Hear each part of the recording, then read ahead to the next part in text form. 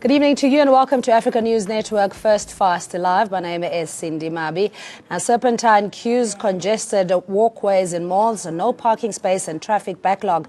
These are the scenes of this year's Black Friday. Consumers lined up at stores and shopping centres from early in the morning to get the best deals of the day. ANN7 reporter Valerie Robinson has more.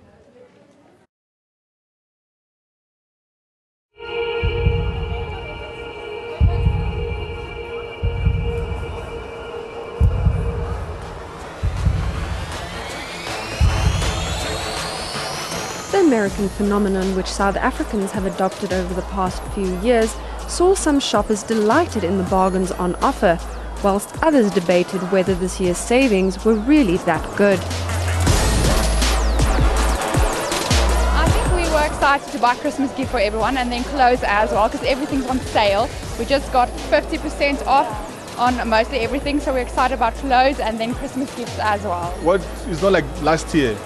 Today's Black Friday is so many things is expensive. There's like normal Friday, like in Checkers, and we got like so many things. Like last year was cheap, but this year I think the food was not like last year. Take this to the bank. Security personnel, police and paramedics have been beefed up in the malls to prevent and assist in casualties. Retailers, both big and small, embrace the spirit of Black Friday, with small business owners saying it really boosts sales. The traffic on our way here was insane. We sat in traffic for almost an hour, and then when we actually got here, the traffic inside parking was insane, and then in shops as well. People are closing the doors so we can't get in, so it's literally so busy. Yeah. There's really been a great impact. We've embraced it fully this year. We've got lots of items on sale in the store. We've ran a lot of campaigns to inform our customers as well, and so we think Black Friday is a really great thing. It's a very big day in the retail calendar for all business owners. With a credit rating looming, people were warned not to be too tempted by prices on offer today and overspend. But by the looks of the traffic in the streets and in the malls, this didn't deter shoppers this year. Valerie Robinson, ANN7, Pretoria. And in KwaZulu-Natal, there were long queues at various shopping centres. Allured by the heavy discounts, deal seekers streamed into shops to grab their part of the specials on offer. The long queues didn't deter consumers from what is now known as an annual shopping bonanza as Black Friday. Today I'm shopping at the Game Pavilion for the Black Friday specials. I've been in the store for about half an hour. So far I can say that I think the Black Friday has been handled really well. And it's not so much of a hustle and bustle. I think there's great deals on offer as well. So I think if somebody really wants to shop for appliances or for household goods, I think this would be the ideal time to shop. We've been here since 6 o'clock this morning. At the moment we are doing an order, but the stocks are finished on the floor. Anyway, we are going to pay here. We'll collect at a later stage on Nandi Drive, where they said the stocks are at the moment. I'm here in Pavilion. We came to Checkers Hyper in Pavilion. We came around 3 o'clock, to come and buy some things for, that because Christmas is around the corner. I just don't get the commotion, what it's all about. But in studio, we're joined by Sydney, a certified financial planner and an FPI member. And we have Leon Lowe from the Free Market Foundation as the executive director. The lines are open 011-542-2186. Good evening to you, gentlemen, and thanks so much for joining us. Am I normal, though? I mean, I really don't get what the pandemonium is all about. Well, it's a fascinating thing. It's been going on for over a century in Canada and nearly a century in the United States, and spread to many other countries, and it's arrived in South Africa suddenly about 4 years ago. It was really big last year and a lot bigger this year, so it hits us like a thunderbolt. And yes, you are abnormal if you didn't get carried away by it, because it seems to have caught on with extraordinary speed in an extraordinarily big way. And I haven't been able to find out, firstly, what the turnover estimates are, how big they are, and I haven't been able to find out who really brought it here. How did it get here? It's clearly a big marketing exercise, a marketing ploy. It's astoundingly effective, but where it's going, we don't know. And should we in Africa import something like this? The fact is we've imported Easter and Christmas and all sorts of other, even the calendar for that matter. So this is just another one of the originally Canadian, then American, and then the rest of the world is picking it up. Yeah, I think my particular issue with it is that it's the inconvenience of having to stand in long queues, it's congested spaces, and also spending money potentially that you haven't budgeted for or that you don't have. Mr. Sekes, in your view, that the desire to want to splurge even if you can't afford it. Yeah, look, I think it's a win-win situation. The retailers, will smile a little bit, and also consumers in terms of their spending pattern. Recent research actually shows that consumers are more aware of their balance sheet, so they know that they're indebted, and if they take advantage of these bargains, it improves their savings profile. So the key thing is to spend very cautiously, and with some kind of caution, and be aware of your indebtedness. But as I said, consumers are more aware now of their position, even though they might seem to be reckless. They are aware of their balance sheet. And we'll talk about the impaired credit records and how people find themselves in the debt trap. And Annalena van der Poel, a debt rescue, or with debt rescue, head of operations. Good evening to you, and thanks so much for joining us, Annalena. Is this really more about a hype or real savings? Good evening, and thank you for having me. It's a catch-22. There are savings, really. There really are savings. I think the important thing here is to remain level-headed and stick to what you intended on purchasing. But there's a lot of excitement that goes with the shopping in this day. We see people taking leave. We see people going to shops at the middle of the night to get to these savings. And more often than not, once you're in there, we do see consumers who see things that they hadn't bargained on purchasing, and then end up purchasing these unplanned items. Yeah, but the psychology around this marketing gimmick, in my view, and Mr. Leon Lowe is convinced I'm abnormal, because I'm one of those that just doesn't get it. I mean, it's really about getting yourself in a space where you inconvenience, you're there for the day amongst so many other people. Well, absolutely. I think the thing that we're seeing this year, I think personally more than ever, is the amount of marketing that has gone into Black Friday. I think anybody who belongs to any form of mailing list would have known today that their mailboxes were filled to the brim with every single retailer just about, advertising their Black Friday. And definitely it creates an excitement. And I think the other thing is there's a bit of fear of losing out here. It's like everybody else is going. If I'm not going, am I missing something? Am I missing some great special, etc.? So there's a lot of psychology behind the marketing that goes into this. Yeah, and I think that's probably the motivating factor that, in case I miss out on something. But this is good. Just please stay on the line, Annalena. Leon, in the sense that for the retailers, they don't lose much because most of these prices would have been marked up ridiculously anyway. Yes, I'm not sure about that. I don't know. It varies. The narrow margin ones, of course, if they cut the price 50%, they're running a loss leader. They're promoting the store and trying to get people in, and they hope they buy things that are not on the Black Friday sale. And there is some risk. There's a lot of hype now about what they call it Cyber Monday, I think, that follows, where you go on the internet. And there is apparently some risk of people getting caught on scams and fake websites. People have to be careful. But, I did a bit of market research while I was waiting for this program here in ANN7's amongst your colleagues. And I was asking them, and I'm afraid to say I don't think you're unusual, but the point is they were all there early this morning, which was interesting. And I was intrigued by what sorts of things they bought. Now, this is not scientific, obviously. It's just asking a few of your colleagues. And the good thing, which fits in with what Sydney said, is what they were buying was long life milk and cold drinks and coffee and stuff they would have bought anyway. So I was quite intrigued that they were shopping in probably quite a responsible way. At least your colleagues were. Yes. That doesn't mean everyone they're was. very prudent. I must. Just to add on, I think the definition of a need and a want needs to be carefully defined, because this is the time when you need to stop and think, is this what I need or is this what I want? I usually tell my daughter to, as soon as she sees a pair of shoes, is this a want or a need? So I think... Yeah, delayed gratification. Sure. Let's find out from Bob in Durban. Good evening to you. Thanks for joining us. I'm not sure to say happy Black Friday, but anyway. Hi, Bob. Hi, Cindy. Thanks for taking my call. I don't know if it's a Black Friday or a White Friday. In Durban, it's a rainy Friday. Yeah. But here's the thing, Cindy. My concern is, I think it's a whole lot of hogwash, for one. If you can give me 60% discount today and still make a profit, why can't you give me 50% discount and still make a profit? So why must you make it a Black Friday? Have every Friday a Black Friday and make a small profit. Let the people buy. I've seen people buying things on TV. Have they allowed for it? They're buying a TV for 10,000 rand. I see one guy has got 2 or 3 TVs in his trolley. Does he need those things? If you buy food and stuff, well and good. But are people budgeting for those things? No.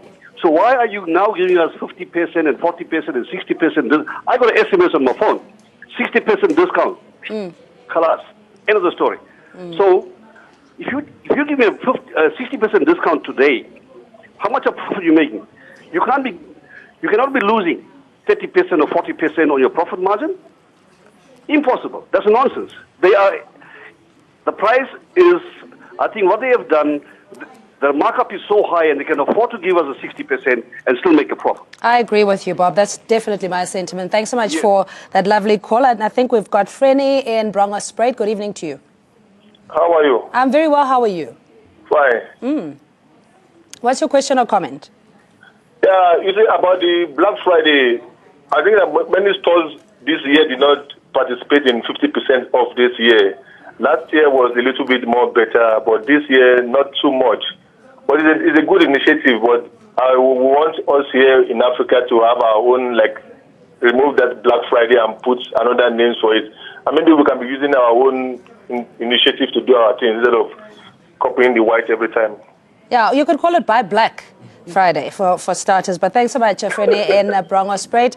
We go back to Annaline. It's just that, you know, the conversation you need to have with yourself before you start splurging, whether you need something or whether you want it. In your experience under debt review and impaired credit records, how much in trouble are South African consumers when it comes to their money spent?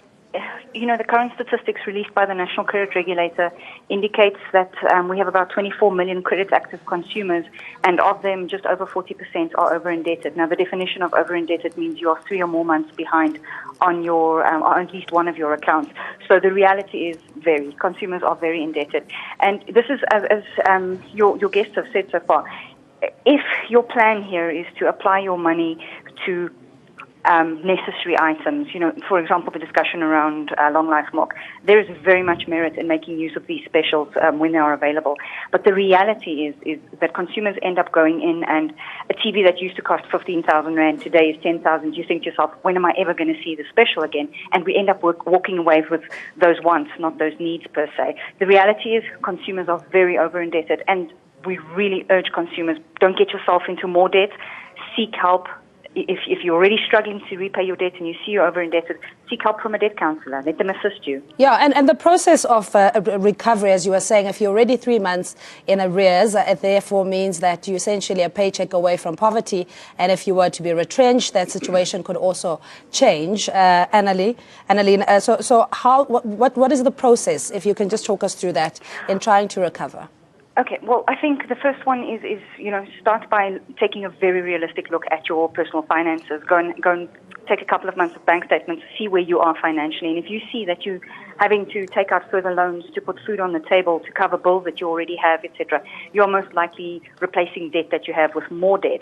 And once you reach that point, seek help. Debt counseling is part of legislation. It's there to assist over-indebted consumers.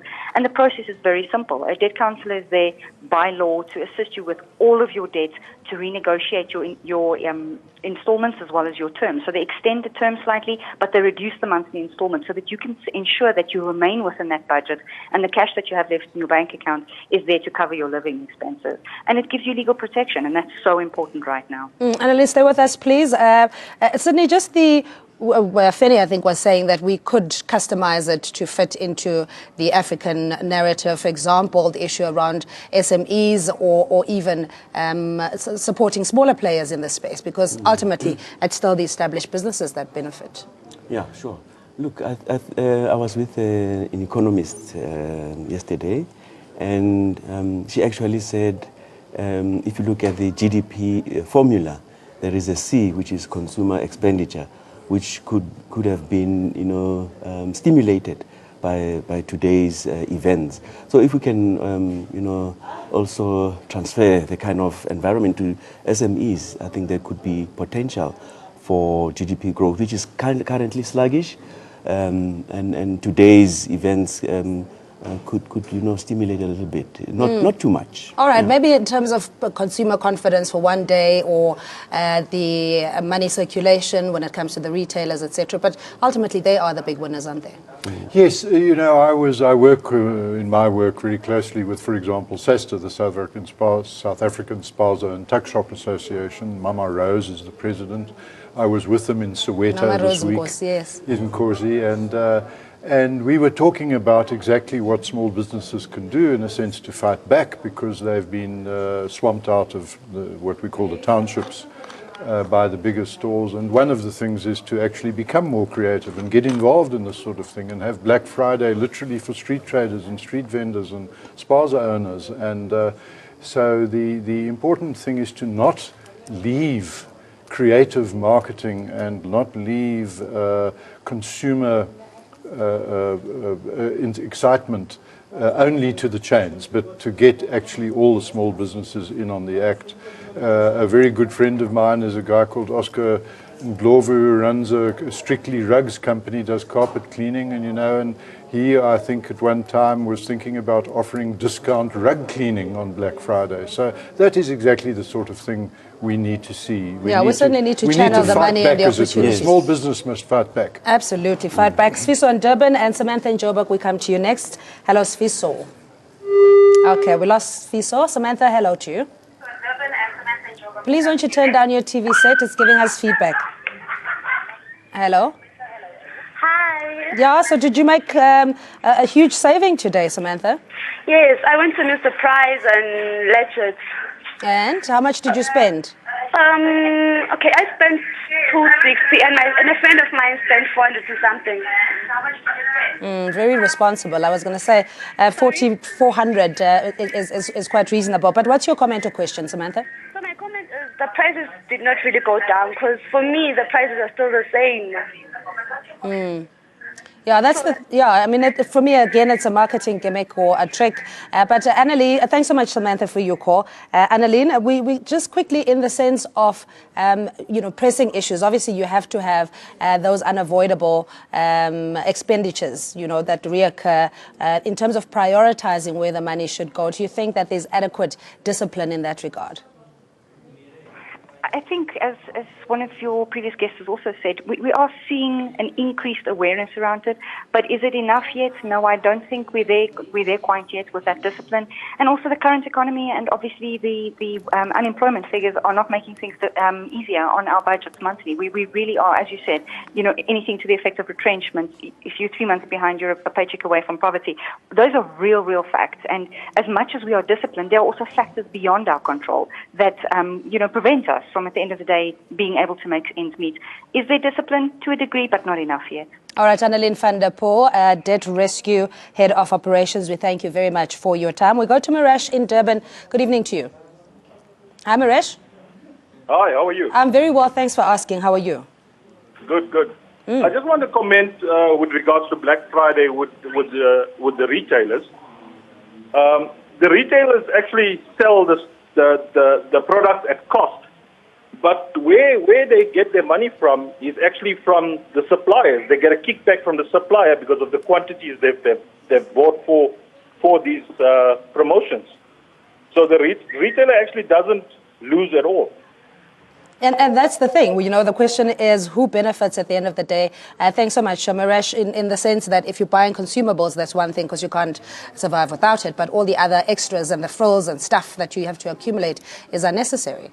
I think at the end of the day, the end consumer needs to really have a clear plan in place before they even walk out of their home to say, what am I going to purchase today? And I think at the end of the day, it's the end consumer who needs to compare their budget and see if it's beneficial.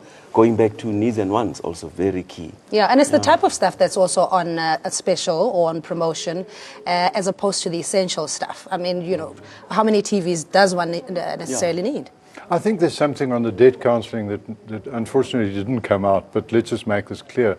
There are very strict criteria in law for who may and may not get credit, and anyone who gives credit that violates the checklist is guilty of reckless lending, and it's a very serious transgression and penalties get imposed. So it doesn't change on Black Friday. You still have to, you're still allowed to give credit only to people who are creditworthy, as according to the National Credit Regulator. Yeah, but I mean, most people will probably spend on their store cards, or and these are not loyalty cards necessarily, but it's again bad debt in my view, because if you can't afford to pay for an item, why then would you want to have interest accrued over 6 months on that particular item? Yeah, I think it also has to do with the understanding of the full portfolio, your own portfolio. As I often say, you should be your own CEO. You should know how your own balance sheet is positioned, and be responsible for your own profit and loss. So I think it's high time that we become responsible and accountable for our own financial scenarios. And maybe I'm on a shoestring budget. Again, you know, we assume that people may not necessarily have the money. For all we know, they could have been planning towards it because it's something that you anticipate already. Yeah, you know, I see the silver linings where other people see the dark clouds, and I think you know me for that. And I think we can see the problems, and it's easy to talk about them.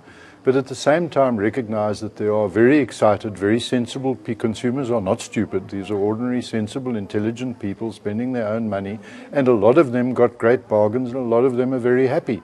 I, like you, don't like the crowds. I would not have joined them.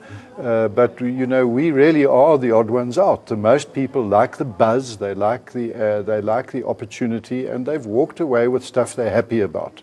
So let's rejoice for them. At the same time, that we need to be responsible and say, yes, it is a problem. There are some hard luck stories, some things that go wrong. It's not one or the other. It's not good or bad. But there are a lot of very happy people out there who've had a great day and got some bargains they're very happy with at home tonight. And hopefully they won't regret it later, because there is that guilty we hope so. pleasure syndrome as well. But we'll leave it there, gentlemen. Thank you, as always, for coming through on this Black Friday. We had Sydney Sekese, certified financial planner with the Financial Planning Institution, and Leon Lowe, Free Market Foundation, the executive director. And you at home, thank you so much for calling in and watching. We take a quick look at the latest weather update, and we'll be right back.